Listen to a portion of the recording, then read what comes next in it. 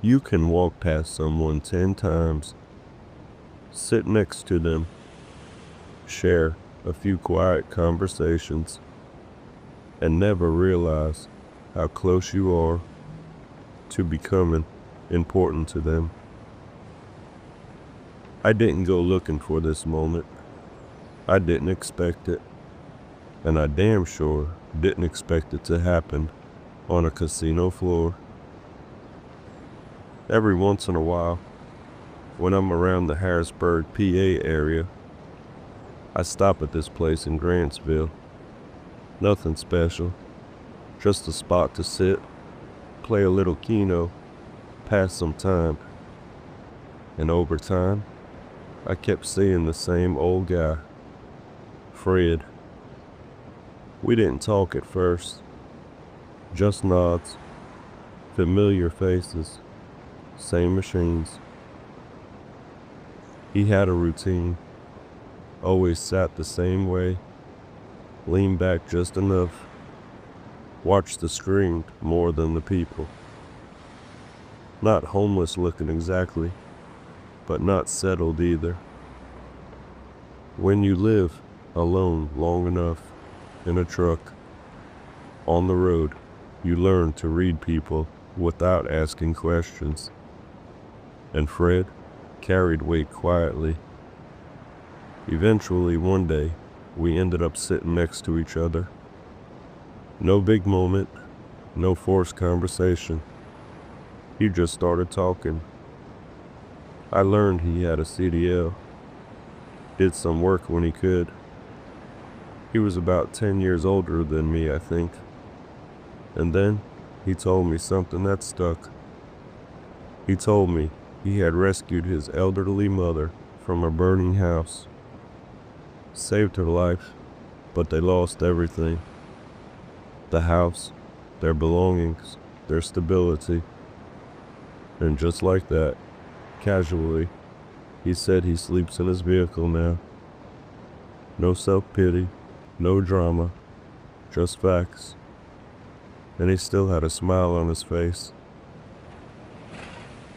I never told Fred this, but that story landed deeper than he knew. When you grow up the way I did, you don't need people to explain their struggle. You recognize it. I talked about that in episode 14, about growing up fast and learning to read rooms instead of people. That's what this was. Two guys sharing just enough history to know the other one understands. A few weeks ago, I was back there again. Fred was there too. Different machines this time, same room. Then I heard it, a scream. That kind of scream that doesn't belong in background noise. There's a split second before adrenaline hits, where everything goes quiet. Then your body moves. I rushed over. Fred had fallen from the seat and was on the floor, unconscious. I dropped down, lifted his head with my arm, held him steady. He was sweating badly, barely responsive. His pulse felt low. People rushed in, security, staff, and you know, all the cameras in the sky. Funny thing, nobody told me to move.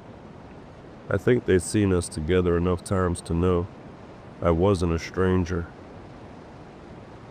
While we waited on paramedics, I stayed with him, talking to him. And yeah, I'll admit this, my brain grabbed onto something ridiculous just to stay calm. I remember thinking, please wake up, because I really don't want to be doing mouth to mouth with all these cameras watching me. Not funny then, but it is funny now. But right under that thought was another one. This man already pulled his mother out of a fire. It can't end on a casino floor. I'm not here to tell anyone what to believe.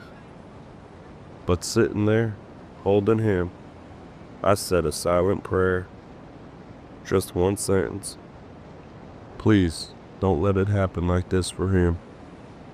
A few minutes later, he came to, pale, weak, but awake. Paramedics arrived and took over. I stepped back, but stayed close. They asked him questions. He answered. Then, they asked one that stopped me cold. Do you have any family? I remember him saying his mother, and then Fred looked around the room. Then he gestured toward me and another lady he knew there, and he said, "This is about the closest I've got to family." I had only met him 8 or 9 times, but in that moment, he was clear, present, and honest. It didn't hit me right away.